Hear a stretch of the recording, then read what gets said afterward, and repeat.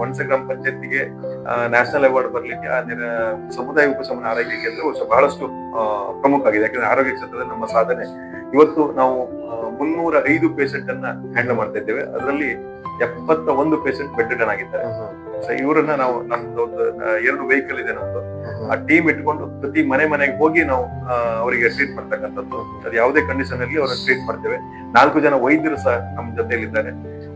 ಸರಿಗ ತಾವು ಮನೆಗೂ ಹೋಗಿ ಟ್ರೀಟ್ ಮಾಡ್ತಕ್ಕಂಥ ವ್ಯವಸ್ಥೆಗಳನ್ನ ತಾವು ಮಾಡ್ಕೊತಾ ಇದ್ರಿ. ಸೊ ಅಂದ್ರೆ ಆ ವೆಹಿಕಲ್ ಸಂಬಂಧಪಟ್ಟ ಹಾಗೆ ಅಂದ್ರೆ ಈಗ ಎಂಪ್ಲಾಯೀಸ್ ಸಂಬಂಧಪಟ್ಟಂತ ಹಾಗೆ ಸರ್ಕಾರ ಸಂಬಳ ಕೊಟ್ಟಿದ್ರು ಕೂಡ ವೆಹಿಕಲ್ ಒಡನಾಟಕ್ಕೆ ಒಂದಿಷ್ಟು ಖರ್ಚುಗಳಾಗುತ್ತಲ್ಲ, ಸೊ ಅದನ್ನ ಯಾವ ಒಂದು ಹಣದಲ್ಲಿ ನಿವಾರಣೆ ಮಾಡ್ತಾ ಇದ್ರಿ ತಾವು? ಇಲ್ಲ, ಇಲ್ಲಿ ಸರ್ಕಾರ ಬರೀ ಒಂದು 7 ಲಕ್ಷ ರೂಪಾಯಿ ನಮ್ಗೆ ಕೊಟ್ಟಿದೆ. RDPR ಇಲಾಖೆಯಿಂದ 7 ಲಕ್ಷ ರೂಪಾಯಿ ಕೊಟ್ಟಿದೆ. ಬಿಟ್ರೆ ಬೇರೆ ಯಾವುದೇ ಅನುದಾನವನ್ನ ನಾವು ಸರ್ಕಾರ ಕೊಡ್ಲಿಲ್ಲ. ಹಾಗೆ ನಾವು 7 ಗ್ರಾಮ ಪಂಚಾಯತ್ಗಳ ಹೆಲ್ಸಸ್ ನಾವು ಏನ್ ಗೌರ್ಮೆಂಟ್ ಕಟ್ಟಬೇಕಿತ್ತು ಅದನ್ನ ನಾವು ಗೌರ್ಮೆಂಟ್ ಗೆ ಕಟ್ಟೋಬಂದು ಈ ನಿರಾಮಯ ಸೊಸೈಟಿಗೆ ಕಟ್ಬೋದು ಅಂತ ಹೇಳಿ ಒಂದು ಆದೇಶವನ್ನು ಹಾಕೊಂಡು ಅದು ಸುಮಾರು ಒಂದು 12 ಲಕ್ಷ ನಮ್ಗೆ ಬರ್ತಾ ಇದೆ. ಅದನ್ನ ಬಳಕೆ ಮಾಡ್ಕೊಳ್ತಿದ್ದೇವೆ.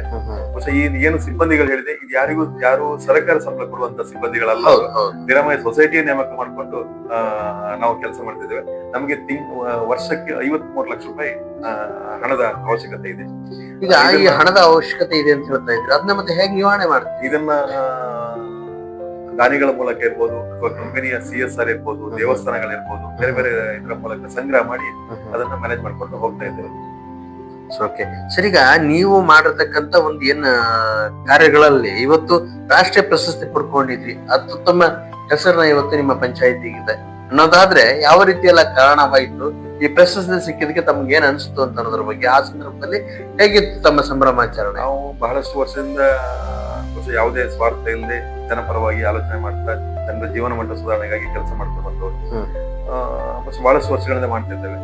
ಆದ್ರೆ ನಮ್ಗೆ ಯಾವುದೇ ಅಂತ ಗಾಂಧಿ ಗ್ರಾಮ ಪುರಸ್ಕಾರ ಬಿಟ್ಟರೆ ಬೇರೆ ಯಾವುದೇ ದೊಡ್ಡ ಪ್ರಶಸ್ತಿಗಳು ಬಂದಿರಲಿಲ್ಲ.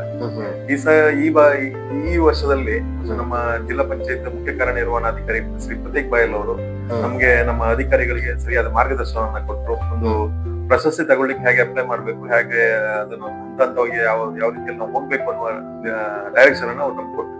ಸೊ ಅದನ್ನ ನಮ್ಮ PDO ಅವರು ಯಾರು ಕೊಡಲ್ಲ ಡೈರೆಕ್ಷನ್? ಪ್ರತೀಕ್ ಬಾಯಲ್, ನಮ್ಮ ಜಿಲ್ಲಾ ಪಂಚಾಯತ್ ಮುಖ್ಯ ಕಾರ್ಯನಿರ್ವಹಣಾಧಿಕಾರಿಗಳು. ಸೊ ಅವರ ನಿರ್ದೇಶನದಲ್ಲಿ ನಾವು ಕಾರ್ಯನಿರ್ವಹಿಸಿದ್ದೇವೆ. ಕೆಲಸವನ್ನು ನಾವು ಮೊದಲಿಂದ ಮಾಡ್ತಿದ್ದೇವೆ. ಪ್ರಶಸ್ತಿ ಬರುವಲ್ಲಿ ಈ ಅವರ ನಿರ್ದೇಶನ ಬಹಳಷ್ಟು ಪ್ರಾಮುಖ್ಯತೆಯನ್ನ ಪಡ್ಕೊಂಡಿದೆ. ಹಾಗೆ ನಾವು ಪ್ರಶಸ್ತಿ ಬರ್ಲಿಕ್ಕೆ ಪ್ರಮುಖ ಕಾರಣ ನಾವು ಒಂದು ನಮ್ಮ ಪ್ರಾಥಮಿಕ ಆರೋಗ್ಯ ಕೇಂದ್ರ ಏನಿದೆ ಅದು ಚೆನ್ನಾಗಿ ಕೆಲಸ ಮಾಡ್ತಿದೆ. ಸೊ ಅವರ ಸೇವೆ ಇಲ್ಲಿ ಸಹ ಪ್ರಮುಖ ಪಾತ್ರವನ್ನ ಹೊಂದುತ್ತದೆ. ಯಾಕಂದ್ರೆ ಏನು ಪೈಸ್ ಸ್ಕೋರ್ ಅಂತೇಳಿ ಏನೊಂದು ಸರ್ಕಾರ ಇದ್ ಮಾಡಿದೆ, ಅದರಲ್ಲಿ ನಮ್ಮ ಆಸ್ಪತ್ರೆಯ ಅಂಕಿಅಂಶಗಳಲ್ಲಿ ಸಾಕಷ್ಟು ಬರ್ತದೆ. ಇನ್ನೊಂದು ನಮ್ಮ 2 ಇನ್ನೋವೇಟಿವ್ ಕಾರ್ಯಕ್ರಮಗಳು, ಒಂದು ನಮ್ಮ ಘನತ್ಯಾಜ್ಯ ವಿಲೇವಾರಿ ಘಟಕ. ಅತ್ಯಂತ ಸೈಂಟಿಫಿಕ್ ಆಗಿ ನಾವು ಘನತ್ಯಾಜ್ಯವನ್ನು ವಿಲೇವಾರಿ ಮಾಡ್ತಾ ಇರೋದ್ರಿಂದ ಅದು ಇಲ್ಲಿ ನಾವು ಅಂದ್ರೆ 2012ರಲ್ಲಿಯೇ 100% ಮನೆಯಿಂದ ಕಸವನ್ನು ತಂದು ವಿಲೇವಾರಿ ಮಾಡಬಹುದು. 2017ರಲ್ಲಿ ಯಾವಾಗ ಬಹುಶಃ ಮುನ್ಸಿಪಾಲಿಟಿಯಲ್ಲಿ ಗ್ರಾಮ ಪಂಚಾಯತ್ ಹಂತದಲ್ಲಿಯೂ ಕಸ ಸಂಗ್ರಹ ಮಾಡುವಂತ ವ್ಯವಸ್ಥೆಗಳು ಇರಲಿಲ್ಲ. 2017ರಲ್ಲಿಯೇ 100% ಮನೆಯಿಂದ ಕಸ ತಂದು ವಿಲೇವಾರಿಯನ್ನ ವೈಜ್ಞಾನಿಕವಾಗಿ ವಿಲೇವಾರಿಯನ್ನ ಮಾಡಿದಂತವರು. ಅದು ಇಲ್ಲಿ ಪ್ರಮುಖ ಪಾತ್ರ ವಹಿಸಿದೆ. ಹಾಗೆ ಇನ್ನೊಂದು ಇನ್ನೋವೇಟಿವ್ ಕಾರ್ಯಕ್ರಮ ಈಗಾಗಲೇ ಹೇಳಿದಾಗೆ ಸಮುದಾಯ ಉಪಶಮನ ಆರೈಕೆ ಕೇಂದ್ರ ಕರ್ನಾಟಕ ರಾಜ್ಯದಲ್ಲಿ ಪ್ರಥಮ ಬಾರಿಗೆ ಅಥವಾ ಈ ದೇಶದಲ್ಲಿ ಕೇರಳ ಬಿಟ್ಟರೆ ನಾವೇ ಮಾಡಿರೋದು. ಇದು ಪಂಚಾಯತ್ ಹಂತದಲ್ಲಿ ಅಂದ್ರೆ ಖಾಸಗಿ ಆಸ್ಪತ್ರೆಗಳು ಸಮುದಾಯ ಉಪಶಮನ ಆರೈಕೆ ಕೇಂದ್ರ ಅಥವಾ ಕಮ್ಯುನಿಟಿ ಪ್ಯಾಲಿಟಿ ಕೇರ್ ಸೆಂಟರ್ ಅಥವಾ ಪ್ಯಾಲಿಟಿ ಮೆಡಿಸಿನ್ ಅನ್ನುವ ಡಿಪಾರ್ಟ್ಮೆಂಟ್ ಅನ್ನು ಹೊಂದಿರ್ತದೆ. ಒಂದಷ್ಟು ಸೇವೆಗಳನ್ನ ಕೊಡ್ತಾರೆ. ಆದ್ರೆ ಒಂದು ಸ್ಥಳೀಯ ಸರ್ಕಾರವಾಗಿ ಕೇರಳ ಬಿಟ್ಟರೆ ಇದು ಕರ್ನಾಟಕದಲ್ಲಿ ಮಾತ್ರ, ನಮ್ಮ ಗ್ರಾಮ ಪಂಚಾಯತ್ನಲ್ಲಿ ಮಾತ್ರ ಅನುಷ್ಠಾನವಾಗಿರುವುದು. ಇದು ಪ್ರಶಸ್ತಿ ಬರ್ಲಿಕ್ಕೆ ಪ್ರಮುಖ ಪಾತ್ರವನ್ನ ಹೊಂದಿದೆ. ಸರಿಗ ಸಾಕಷ್ಟು ಉದಾಹರಣೆಗಳತ್ತ ಬಂದ್ರೆ ಕರ್ನಾಟಕ ರಾಜ್ಯದಲ್ಲಿ ಕೆಲವೊಂದಿಷ್ಟು ಪಂಚಾಯತಿಯವರು ಕೇರಳ ಮಾದರಿ ಅಂತಕ್ಕಂಥದ್ದು. ಆಗ ಒಂದು ಕೇರಳ ಮಾದರಿ ಅಂತ ತಾವು ಬಳಸ್ಕೊಂಡಂತ ಒಂದು ರೀತಿ, ಒಂದು ಇದರಲ್ಲಿ ಜನರ ಒಡನಾಟ, ಜನರ ಸಹಕಾರ ಕೂಡ ಅಗತ್ಯವಾಗಿರ್ಬೇಕಲ್ಲ. ಜನರ ಸಹಕಾರ ಹೇಗಿತ್ತು? ತಾವು ಬಾಡಿ ಕಮಿಟಿ ಮತ್ತು ಆಡಳಿತ ಒಂದು ಸಿಬ್ಬಂದಿ ವರ್ಗದ ಒಂದು ಬಾಂಧವ್ಯ ಹೇಗಿತ್ತು ಅನ್ನೋದು. ಒಂದು ಪಂಚಾಯತ್ ಅಭಿವೃದ್ಧಿಯನ್ನು ಸಾಧಿಸಬೇಕಾದ್ರೆ ಒಂದು ಗ್ರಾಮ ಪಂಚಾಯತ್ ನ ಆಡಳಿತ ಮಂಡಳಿಯಲ್ಲಿ ಹೊಂದಾಣಿಕೆ ಇರಲೇಬೇಕು. ಅದು ನಮ್ಮ ಗ್ರಾಮ ಪಂಚಾಯತ್ ಸಹ ಇದೆ. ಹಾಗೆ ಸಿಬ್ಬಂದಿಗಳ ಜೊತೆ ಹೊಂದಾಣಿಕೆ ಇದ್ರೆ ಮಾತ್ರ ಒಂದು ಡೆವಲಪ್ಮೆಂಟ್ ಅನ್ನ ಕಾಣ್ಲಿಕ್ಕೆ ಸಾಧ್ಯ ಆಗ್ತದೆ.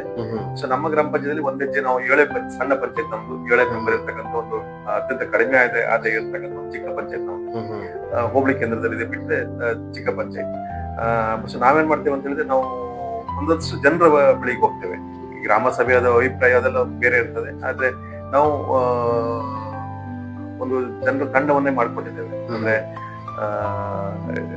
ಮಾಜಿ ಗ್ರಾಮ ಪಂಚಾಯತ್ ಅಧ್ಯಕ್ಷರು, ಸದಸ್ಯರು ಇರ್ಬೋದು, ರಿಟೈರ್ಡ್ ಪರ್ಸನ್ಸ್ ಇರ್ಬೋದು, ಸಂಘ ಸಂಸ್ಥೆಗಳ ಪ್ರತಿನಿಧಿಗಳಿರ್ಬೋದು, ಇವರನ್ನೆಲ್ಲ ಒಂದು ತಂಡ ಮಾಡ್ಕೊಂಡು ಪ್ರತಿಯೊಂದಕ್ಕೂ ಅವರನ್ನು ನಾವು ಬಳಸ್ಕೊಳ್ತೇವೆ. ಅಂದ್ರೆ ನಮ್ಗೆ ಯಾವುದೇ ಕೆಲಸ ಮಾಡಬೇಕು ಕಮ್ಯುನಿಟಿ ಬೇಸ್ ಅಲ್ಲಿ ನಾವು ಸಮುದಾಯನ ಇನ್ವಾಲ್ವ್ ಮಾಡ್ಕೊಂಡು ಮಾಡ್ತಿದ್ದೇವೆ. ಮತ್ತೆ ಇನ್ನೊಂದು ವಿಶೇಷ ಅಂತ ಹೇಳಿದ್ರೆ ನಾವು ಸಾಮಾನ್ಯವಾಗಿ ನೋಡ್ತೇವೆ ಗ್ರಾಮ ಪಂಚಾಯತ್ ಅಲ್ಲಿ ರಾಜಕೀಯ ಇಲ್ಲ, ನಾವು ಪಂಚಾಯತ್ ಒಳಗಡೆ ಬಂದಂತ ಅತ್ಯಾವುದೇ ಪಕ್ಷ ಇಲ್ಲ ಅಂತ ಹೇಳ್ತಾರೆ. ಆದ್ರೆ ಸ್ವಾಭಾವಿಕವಾಗಿ ಅದರ ಎಫೆಕ್ಟ್ ಗ್ರಾಮ ಪಂಚಾಯತ್ ಮೇಲೆ ಪರಿಣಾಮ ಬಿದ್ದೇ ಬೀಳ್ತದೆ. ಅದು ನಮ್ಮ ವಿಶೇಷ ಅಂತ ಹೇಳಿದ್ರೆ ನಾವು 7 ಗ್ರಾಮ ಪಂಚಾಯತ್ಗಳು ಜೊತೆಯಾಗಿ ಕೆಲಸ ಮಾಡ್ತಕ್ಕಂಥದ್ದು. ಅಂದ್ರೆ ಈ 7 ಗ್ರಾಮ ಪಂಚಾಯತ್ ಯಾವುದೇ ಒಂದೇ ಪಕ್ಷಕ್ಕೆ ಸೀಮಿತ ಆದಂತಲ್ಲ, ಬೇರೆ ಬೇರೆ ಪಕ್ಷದವರು ಇದರಲ್ಲಿ ಅಧಿಕಾರದಲ್ಲಿದ್ದಾರೆ. 7 ಪಂಚಾಯತ್ ಕೂಡ ಕೂಡ್ಕೊಂಡು ಕೆಲಸಗಳನ್ನ ಮಾಡ್ತಾ ಇದ್ರಿ ಅಂತ ಹೇಳ್ತಾ ಇದ್ರಿ. ಯಾಕಂದ್ರೆ 7 ಪಂಚಾಯತಿಯವರು ಕೂಡ ಕೊಡೋದು ತುಂಬಾ ಕಷ್ಟದಂತ ಒಂದು ಮಾತು. ಆದ್ರೆ ನಿಮ್ಮ ಪಂಚಾಯತಿಯಲ್ಲೇ ಅಂದ್ರೆ ಒಂದೊಂದು ಪಂಚಾಯತಿಯಲ್ಲೇ ಬೇರೆ ಬೇರೆ ಪಕ್ಷಗಳು ಇರುತ್ತೆ, ವಿರೋಧಗಳಿರುತ್ತೆ, ಕೆಲಸಗಳು ಅಡ್ಡಿಪಡಿಸ್ತಕ್ಕಂಥ ಇರುತ್ತೆ, ನಂದೇ ಹೆಸರಾಗ್ಲಿ ಅನ್ನೋದು ಕೂಡ ಇರುತ್ತೆ. ಈ 7 ಪಂಚಾಯತಿ ಒಗ್ಗಟ್ಟೆ ಹೇಗೆ ನಿಭಾಯಿಸುತ್ತೆ ಅನ್ನೋದ್ರ ಬಗ್ಗೆ. ಸಾಮಾನ್ಯವಾಗಿ ನಮ್ದು ಯಾವಾಗ ಸ್ವಾರ್ಥ ಜಾಸ್ತಿ ಆಗ್ತದೋ ಅಲ್ಲಿ ವಿರೋಧಗಳು ತನ್ನಿಂತಾನೆ ಬರ್ತಾ ಇರ್ತದೆ. ಬಹುಶಃ ನಾವು ಸ್ವಾರ್ಥ ಇಲ್ಲದೆ ಕೆಲಸ ಮಾಡುವಾಗ ನಾವು ರೂಪಿಸಿದಂತ ಯೋಜನೆಗಳು ಅವರ ಗ್ರಾಮ ಪಂಚಾಯತಿನ ಜನರಿಗೆ ಅವರ ಜೀವನ ಮಟ್ಟ ಸುಧಾರಣೆಗೆ ಅಥವಾ ಅಲ್ಲಿಯ ಜನರಿಗೆ ಲಾಭ ಆಗುವಾಗ ಬಹುಶಃ ಎಲ್ಲರೂ ಸಾಮಾನ್ಯವಾಗಿ ಒಪ್ಪಿಕೊಳ್ತಾರೆ. ನಮ್ದು ಇಲ್ಲಿ ಅದೇ ಆಗಿದೆ. ನಮ್ದು ಯಾವುದೇ ಸ್ವಾರ್ಥ ಇಲ್ಲದೆ ನಾವು ಕೆಲಸ ಮಾಡ್ತಿದ್ದೇವೆ, ಹಾಗೆ ಆ ಗ್ರಾಮ ಪಂಚಾಯತಿನವರಿಗೆ ಅದರಿಂದ ಲಾಭ ಆಗ್ತಾ ಇದೆ. ಹಾಗಾಗಿ ಬಹುಶಃ ನಾವೆಲ್ಲರೂ ಜೊತೆಯಾಗಿ ಕೆಲಸ ಮಾಡ್ತಿದ್ದೇವೆ. ಇಲ್ಲಿ ಆ ಪಂಚಾಯತಿ ಈ ಪಂಚಾಯತ್ ಅಥವಾ ಆ ಪಾರ್ಟಿ ಈ ಪಾರ್ಟಿ ಯಾವುದೂ ಇಲ್ಲ. 7 ಗ್ರಾಮ ಪಂಚಾಯತ್ ಒಂದು ಜನರ ಪರವಾಗಿ ಚಿಂತನೆ ಮಾಡಿ ಅದನ್ನ ಅನುಷ್ಠಾನ ಮಾಡ್ತಾ ಇದ್ದೀವಿ. ಸರಿಗ ಇನ್ನೊಂದು ಪಂಚಾಯತಿ ಅಂದ ತಕ್ಷಣ ತಮ್ಗೆಲ್ಲರೂ ಗೊತ್ತಿರತಕ್ಕಂತ ಒಂದು ವಿಚಾರ, ಪಂಚಾಯತಿ ಇವತ್ತು ನಿಮ್ಮ ಭಾಗದಲ್ಲ ಸ್ವಲ್ಪ ಶಿಸ್ತು ತಾವು ಕಾಪಾಡ್ಕೊಂಡು ಸಮಯ ಪ್ರಜ್ಞೆಯಿಂದ ತಾವು ಕೆಲಸಗಳನ್ನ ಮಾಡ್ತೀರಿ ಅನ್ನೋದಾದ್ರೆ ಇದಕ್ಕೆ ಪ್ರೇರಣೆ ಜೊತೆಗೆ ಪಂಚಾಯತಿ ಅನ್ನೋ ಒಂದು ಇದಕ್ಕೆ ಭ್ರಷ್ಟಾಚಾರತೆ ಸರಿಯಾಗಿ ಸಮಯಕ್ಕೆ ಬರೋದಿಲ್ಲ, ಕೆಲಸಗಳಾಗೋದಿಲ್ಲ, ಹಗರಣಗಳು ಅನ್ನೋ ಒಂದು ಪಂಚಾಯತಿಗಳಿಗೆ ತಮ್ಮ ಒಂದು ಪ್ರೇರಣೆಯ ಮಾತುಗಳು ಅಂದ್ರೆ ಸಲಹೆ ಸಂದೇಶಗಳು ಏನ್ ಕೂಡ ಇಷ್ಟಪಡ್ತೀರ ತಾವು? ಈಗ ನಮ್ಮ ಕರ್ನಾಟಕ ಗ್ರಾಮ ಸ್ವರಾಜ್ ಪಂಚಾಯತ್ ಅಧಿನಿಯಮ ಏನಿದೆ ಆಕ್ಚುಲಿ ವೆರಿ ಬ್ಯೂಟಿಫುಲ್. ನಾವು ಯಾವಾಗಲೇ ನೀವು ಹೇಳಿದ್ರಿ, ನಾವು ಸಾಮಾನ್ಯವಾಗಿ ನಾವು ಹೇಳ್ತೇವೆ ಕೇರಳದಲ್ಲಿ ಪಂಚಾಯತ್ ವ್ಯವಸ್ಥೆ ಚೆನ್ನಾಗಿದೆ ಅಂತ. ಬಹುಶಃ ನಮ್ಮ ಕರ್ನಾಟಕ ಗ್ರಾಮ ಸ್ವರಾಜ್ ಪಂಚಾಯತ್ ಅಧಿನಿಯಮ ಏನಿದೆ ಅದು ಕೇರಳಕ್ಕಿಂತ ಇನ್ನೂ ಬೆಟರ್ ಇದೆ. ನಾವು ಎಕ್ಸ್ಪರ್ಟ್ಸ್ ಹತ್ರ ನಾವು ಡಿಸ್ಕಸ್ ಮಾಡಿದವಾಗ ಅಥವಾ ನಾವು ಅದನ್ನ ಸ್ಟಡಿ ಮಾಡಿದವಾಗ ನಮ್ಗೆ ಗೊತ್ತಾಗ್ತದೆ ಅಲ್ಲಿಗಿಂತ ಬೆಟರ್ ಇದೆ. ಬಟ್ ಇಂಪ್ಲಿಮೆಂಟೇಷನ್ ಅಲ್ಲಿ ನಾವು ಎಲ್ಲೋ ಸ್ವಲ್ಪ ನಮ್ಗಿಂತ ಅವ್ರು ಬೆಟರ್ ಇದ್ದಾರೆ. ಕಾನೂನು ನಮ್ದು ಒಳ್ಳೆ ಇದ್ರು ಇಂಪ್ಲಿಮೆಂಟೇಷನ್ ಅಲ್ಲಿ ಅವ್ರು ಸ್ವಲ್ಪ ಬೆಟರ್ ಇದ್ದಾರೆ, ಹಾಗಾಗಿ ಅವರು ಹೆಸರು ಮಾಡಿದ್ದಾರೆ. ಬಟ್ ನಮ್ಮಲ್ಲಿ ಸಾಕಷ್ಟು ಪಂಚಾಯತ್ಗಳು ಇದನ್ನ ಅಚೀವ್ಮೆಂಟ್ ಅನ್ನ ಮಾಡಿದಂತ ಪಂಚಾಯತ್ಗಳು ನಮ್ಮ ರಾಜ್ಯದಲ್ಲಿ ಸಾಕಷ್ಟು ಇದೆ. ಅದಕ್ಕೂ ಒಂದು ಉದಾಹರಣೆ ನಾವೇ ಇರ್ಬೋದು. ಇಲ್ಲಿ ಸಾಮಾನ್ಯವಾಗಿ ಏನ್ ಹೇಳ್ತಾರೆ ಅಂದ್ರೆ ಅನುದಾನ ಇಲ್ಲ, ನಾವು ಏನ್ ಡೆವಲಪ್ಮೆಂಟ್ ಮಾಡ್ಲಿ ಅನುದಾನ ಬರುವುದಿಲ್ಲ ಸತ್ಯ. ಯಾಕಂದ್ರೆ ಕೇಂದ್ರ ಸರ್ಕಾರದಿಂದ ಒಂದು 15 ಫೈನಾನ್ಸ್ ಅಲ್ಲಿ ಒಂದಷ್ಟು ಅನುದಾನ ಬರ್ತಾ ಇತ್ತು. ಅದು ಲಾಸ್ಟ್ 25-26 ಅನುದಾನ ಕೊಡ್ಲೇ ಇಲ್ಲ. ಕೋವಿಡ್ ಬಂದಂದ್ರೆ 25% ಕಟ್ ಮಾಡಿದ್ರು, ಅದನ್ನು ಸಹ ಕೊಡ್ಲೇ ಇಲ್ಲ.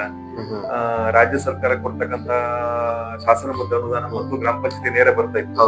ಈಗ 40% ನಮ್ಮ ಸಿಬ್ಬಂದಿಗಳ ವೇತನಕ್ಕೆ ಹೋಗ್ತಾ ಇದೆ. 60% ಎಸ್ಕ್ರೋ ಖಾತೆ ಅಥವಾ ಏನು ನಮ್ಮ ಕುಡಿಯುವ ನೀರಿನ ಯೋಜನೆ ಮತ್ತು ಸ್ಟ್ರೀಟ್ ಲೈಟ್ ಅದಕ್ಕೆ ಪೇಮೆಂಟ್ ಆಗ್ತಾ ಇದೆ. ಡೆವಲಪ್ಮೆಂಟ್ ಮಾಡ್ಲಿಕ್ಕೆ ನಮ್ಗೆ ಸಿಗುವಂತದ್ದು ತುಂಬಾ ಲಿಮಿಟೆಡ್ ಇದೆ. ಆದ್ರೂ ಅದ್ರ ಮಧ್ಯದಲ್ಲಿಯೂ ಸಹ ಇದನ್ನೆಲ್ಲ ಹ್ಯಾಕ್ ಮಾಡ್ಬೋದು ನಾವು ಒಂದಷ್ಟು ಪ್ಲಾನ್ ಗಳನ್ನ ಮಾಡ್ಕೊಂಡ್ರೆ. ಈಗ ನಾವು ವೇಸ್ಟ್ ಮ್ಯಾನೇಜ್ಮೆಂಟ್ ಸೆಂಟರ್ ಮಾಡುವಾಗ ನಮ್ಮ ಹತ್ರ ಏನು ಹಣ ಇಲ್ಲ ಇತ್ತು, ಯಾವುದೇ ರೀತಿಯ ಹಣ ಇಲ್ಲ. ನಾವು ಹಳೆ ಒಂದು ಕ್ವಾರ್ಟರ್ಸ್ ಅಲ್ಲಿ ಅದನ್ನ ಮಾಡಿದಂತದ್ದು, ಒಂದು 3 ಕ್ವಾರ್ಟರ್ಸ್ ಒಟ್ಟು ಇತ್ತು, ಅದನ್ನ ರಿಪೇರಿ ಮಾಡ್ಕೊಂಡು ನಾವು ಮಾಡಿದಂತದ್ದು. ಬಟ್ ಇವತ್ತು ನಾವು 2 ಎಕರೆ ಜಾಗ ಮಾಡ್ಕೊಂಡು ಸುಮಾರು 2.5 ಕೋಟಿ ಇನ್ವೆಸ್ಟ್ಮೆಂಟ್ ಅಲ್ಲಿ ಆಗಿದೆ. ಅಂದ್ರೆ ಎಲ್ಲೆಲ್ಲ ಯಾವ್ದೆಲ್ಲ ಮೂಲದಿಂದ ಸಾಧ್ಯವೋ ಅಲ್ಲಿಂದೆಲ್ಲ ಹಣವನ್ನು ತಗೊಂಡು ನಾವು ಅದನ್ನ ಅಭಿವೃದ್ಧಿಯನ್ನ ಮಾಡಿದ್ದೇವೆ. ಇವತ್ತು ಈಗಾಗಲೇ ಹೇಳಿದಾಗೆ 53 ಲಕ್ಷ ಪರ್ ಇಯರ್ ನಮ್ಗೆ ಆರೋಗ್ಯಕ್ಕೆ ಖರ್ಚಾಗ್ತಾ ಇದೆ. ಮನಸ್ಸು ಮಾಡಿದ್ರೆ ಈ ಸರ್ಕಾರದ ಹಣಕ್ಕಾಗಿ ನಾವೇನ ಕಾಯ್ತಾ ಕೂತ್ಕೊಳ್ಬೇಕಾಗಿಲ್ಲ. ನಾವು ಮನಸ್ಸು ಮಾಡಿದ್ರೆ ಒಂದು ಗ್ರಾಮ ಪಂಚಾಯತ್ ಸಂಪನ್ಮೂಲವನ್ನ ಕ್ರೋಢೀಕರಣ ಮಾಡಿಕೊಂಡು ತನ್ನದೇ ಆದ ಒಂದು ಶೈಲಿಯಲ್ಲಿ ಅನುಸರ ಮಾಡಬಹುದು ಅನ್ನೋದಕ್ಕೆ ನಮ್ಮ ಪಂಚಾಯತ್ ಎಕ್ಸಾಂಪಲ್. ಇದು ನಾವೇನು ಹೊಸದಾಗಿ ಏನು ಮಾಡ್ತಾ ಇಲ್ಲ. ಇದೆಲ್ಲವೂ ನಮ್ಮ ಗ್ರಾಮ ಪಂಚಾಯತ್ ನ ಕರ್ನಾಟಕ ಗ್ರಾಮ ಸ್ವರಾಜ್ ಅಧಿನಿಯಮದ ಪ್ರಕರಣ 58ರಲ್ಲಿ ನಾವು ಮಾಡ್ಲೇಬೇಕಾದ ಕರ್ತವ್ಯಗಳು ಅಂತೇಳಿ ಏನಿದೆ ಅದರ ವ್ಯಾಪ್ತಿ ಒಳಗೆ ನಾವು ಕೆಲಸ ಮಾಡ್ತಾ ಇದ್ದೇವೆ. ಅದನ್ನ ಬಿಟ್ಟು ಎಲ್ಲೂ ಮಾಡ್ತಾ ಇಲ್ಲ. ಕಾನೂನನ್ನು ಈಚೆ ಪಾಲನೆ ಮಾಡಿಕೊಂಡು ಈಚೆ ಜನರಿಗೆ ಏನು ಪರಿಹಾರ ಏನು ಅವರಿಗೆ ಅನುಕೂಲವನ್ನು ಮಾಡಿಕೊಡ್ಬೋದು ಅದನ್ನ ಆಲೋಚನೆ ಮಾಡ್ತಾ ಇದ್ದೇವೆ. ಮನಸ್ಸು ಮಾಡಿದ್ರೆ ಇದು ಎಲ್ಲಾ ಗ್ರಾಮ ಪಂಚಾಯತ್ಗಳು ಅನುಷ್ಠಾನ ಮಾಡಬಹುದು. ಸರ್ ಇಲ್ಲಿ ಹಣಕಾಸು ಪ್ರಮುಖ ಅಲ್ಲ ಅನ್ನೋದು ನನ್ನ ಅನಿಸಿಕೆ. ಸರ್ ಹಣಕಾಸು ಪ್ರಮುಖ ಅಲ್ಲ, ಇವತ್ತು ಸರ್ಕಾರದಿಂದ ಬಂದಂತ ಹಣನೂ ಕೂಡ ಬೇಡವಾಗಿದ್ರು ಕೂಡ ಇವತ್ತು ಸ್ವಂತ ಸಂಪನ್ಮೂಲದಲ್ಲಿ ತಾವು ಕೆಲಸಗಳ ಮಾಡಬಹುದು ಅಂತ ಹೇಳಿದ್ರಿ. ಸೊ ಅದು ಹೇಗೆ? ಸೊ CRS ಫಂಡ್ ಆಗಿರ್ಬೋದು, ದಾನಿಗಳನ್ನಾಗಿರ್ಬೋದು, ಸೊ ಇತರೆ ಮೂಲಗಳಿಂದ ಯಾವ ರೀತಿ ಆದಾಯನ ತರಬೇಕಾಗುತ್ತೆ ಅನ್ನೋದ್ರ ಬಗ್ಗೆ ಒಂದಿಷ್ಟು ಸಲಹೆ ಅವ್ರಿಗೆ ಬೇರೆಯವರು ಕೂಡ ಮಾಡ್ತಕ್ಕಂಥ ಒಂದಿಷ್ಟು ಸಲಹೆ ಸಿಗ್ಲಿ. ಒಂದು ನಾವು ಮಾಡುವ ಯೋಜನೆಗಳು ಜನರನ್ನ ತಲುಪುವ ಹಾಗೆ ಇರ್ಬೇಕು. ಅದು ಜನರಿಗೆ ಇದು ಯೋಜನೆ ಅತ್ಯಂತ ಒಳ್ಳೆಯ ಯೋಜನೆ ಅನ್ನುವ ಕಲ್ಪನೆ ಅವರಲ್ಲಿ ಮೂಡ್ಬೇಕು. ಅದಕ್ಕಾಗಿ ನಾವು ಒಂದಷ್ಟು ಎಫರ್ಟ್ ಅನ್ನ ಹಾಕ್ಲೇಬೇಕಾಗ್ತದೆ. ಯಾಕಂದ್ರೆ ಆ ಜನಪರವಾದ ಯೋಜನೆಗಳನ್ನು ನಾವು ರೂಪಿಸಬೇಕಾಗ್ತದೆ. ಇನ್ನೊಂದು, ಜನರು ಏನೇ ₹1 ಕೊಡ್ಲಿ ಅದು ₹1 ಅದರಲ್ಲಿ ಹಾಳಾಗುವುದಿಲ್ಲ. 100% ಅದು ಉಪಯೋಗ ಆಗ್ತದೆ ಅಂತ ಹೇಳಿದ್ರೆ ನೀವು ದಾನಿಗಳಿದ್ದಾರೆ ಕೊಡ್ಲಿಕ್ಕೆ ಖಂಡಿತ 100% ಇವತ್ತು ಜನ ಕೊಡ್ಲಿಕ್ಕೆ ಮುಂದೆ ಬರ್ತಾರೆ. ಬಟ್ ಅವರಿಗೆ ಕೊಟ್ಟಂತ ಹಣ 100% ಉಪಯೋಗ ಆಗ್ಬೇಕು ಅನ್ನುವಂಥದ್ದು ಇರ್ತದೆ. ಸೊ ನಾವು ಆವಾಗಲೇ ಹೇಳಿದಾಗ ಶಾಲೆಯಲ್ಲಿ ನಾವು ನೀವು ₹1,00,000 ಕೊಟ್ರೆ ನಾವು ಅದಕ್ಕೆ ಯಾವ್ದಾದ್ರು ಒಂದು 25,000 ಹಾಕಿ ₹1,20,000 ಇನ್ವೆಸ್ಟ್ಮೆಂಟ್ ಮಾಡ್ತೇವೆ. ಆ ರೀತಿಯಲ್ಲಿ ಅಂದ್ರೆ ನೀವು 1,00,000 ಕೊಟ್ಟು ನಾವು 75,000 ಇನ್ವೆಸ್ಟ್ಮೆಂಟ್ ಮಾಡೋದಿಲ್ಲ, ₹1,00,000 ಇನ್ವೆಸ್ಟ್ಮೆಂಟ್ ಮಾಡ್ತೇವೆ. ಅದನ್ನ ನೋಡಿದವ್ರು ಖುಷಿಯಾಗಿ ಮತ್ತೆ ನಮಗೆ ಪುನಃ ಹಣವನ್ನ ಕೊಡ್ತಾರೆ. ಮತ್ತೆ ಕೊಟ್ಟದಕ್ಕೆ ಸರ್ಕಾರಿ ಶಾಲೆಯಿಂದನ ಅಥವಾ ಏನು ಸರ್ಕಾರಿ ಶಾಲೆ ಒಟ್ಟಿಗೆ ನಾವು 3 ಕೋಟಿ ಹಣವನ್ನ ಆ ಶಾಲೆಗೆ ಇನ್ವೆಸ್ಟ್ಮೆಂಟ್ ಮಾಡಿದ್ದೀವಿ. 2015ರಿಂದ ಇಲ್ಲಿಯ ತನಕ 3 ಕೋಟಿ ಒಂದು ಟ್ರಸ್ಟ್ ಮಾಡಿ ಡೆವಲಪ್ಮೆಂಟ್ ಮಾಡ್ತಿದ್ದೀವಿ. 3 ಕೋಟಿ ಹಣವನ್ನ ಅಲ್ಲಿ ದಾನಿಗಳ ಮೂಲಕ ಇನ್ವೆಸ್ಟ್ಮೆಂಟ್ ಮಾಡ್ತೀವಿ. ಹಾಗಾಗಿ ಅಷ್ಟು ರಿಸಲ್ಟ್ ಬಂದ ಕೂಡಲೇ ಮತ್ತೆ ಕೊಡ್ಲಿಕ್ಕೆ ಮುಂದೆ ಬರ್ತಾರೆ. ಅಲ್ಲ, ಈಗ ದಾನಿಗಳಂತ ಹೇಳ್ತೀರಿ, ಯಾಕಂದ್ರೆ ನಿಮ್ಮ ಪ್ರದೇಶದಲ್ಲಿ ಕೆಲವೊಂದಿಷ್ಟು ದಾನಿಗಳನ್ನ ಸಿಗ್ಬೋದು. ಆದ್ರೆ ಎಂಟರ ಹಳ್ಳಿ ಪ್ರದೇಶ, ಉತ್ತರ ಕರ್ನಾಟಕದ ಕಟ್ಟ ಕಡೆಯ ಕೆಲವೊಂದಿಷ್ಟು ಬಾರ್ಡರ್ಗಳಂತ ಇರ್ತಕ್ಕಂಥ ಪಂಚಾಯತಿಗಳಲ್ಲಿ ದಾನಿಗಳು ಸಿಗೋದಿಲ್ಲ. ಅಲ್ಲಿನ ವ್ಯವಸ್ಥೆನೆ ಬಹಳ ಪೂರ ಆಗಿರುತ್ತಲ್ಲ, ಹೇಗೆ? ಅವರಿಗೆ ಸ್ವಲ್ಪ ಕಷ್ಟ ಆಗ್ಬೋದು. ಆದ್ರೆ ನಾವು ಈಗಾಗಲೇ ಹೇಳಿದಾಗ ಈ 3 ಕೋಟಿ ವರ್ಷಕ್ಕೆ 53 ಲಕ್ಷ ಇದಕ್ಕೆಲ್ಲ ಅಲ್ಲಿ ಸ್ವಲ್ಪ ಬಜೆಟ್ ಅನ್ನು ಸಣ್ಣ ಮಾಡ್ಕೊಂಡ್ರೆ ಖಂಡಿತ ಅಲ್ಲಿಯೂ ಮಾಡ್ಬೋದು. ಇವತ್ತು ವ್ಯಾವಹಾರಿಕವಾಗಿ ಎಲ್ಲಾ ಕಡೆಯೂ ಮೊದ್ಲಿನಾಗಿಲ್ಲ. ಒಂದು 10 ವರ್ಷ ಹಿಂದೆ ಆಗಿ ನೋಡ್ತಾ ಇದೀವಿ, ಇವತ್ತು ಆ ರೀತಿ ಇಲ್ಲ. ಎಲ್ಲ ಭಾಗದಲ್ಲೂ ಅಭಿವೃದ್ಧಿಗಳಾಗಿದೆ. ಬಟ್ ನಾವೇನಂತ ಹೇಳಿದ್ರೆ ಕೊಡುವವರಿಗೆ ಕೊಡುವ ಮನಸ್ಸು ಬರುವಾಗೆ ನಾವು ಅವ್ರನ್ನ ಸಂಪರ್ಕ ಮಾಡ್ಬೇಕು. ಮತ್ತೆ ನಮ್ಮ ಯೋಜನೆಗಳು ಸರಿಯಾಗಿದ್ರೆ ಅವ್ರು ಖಂಡಿತ ಎಲ್ಲ ಕಡೆ ಕೊಡುವಂತ ವ್ಯವಸ್ಥೆಗಳು ಇದೆ.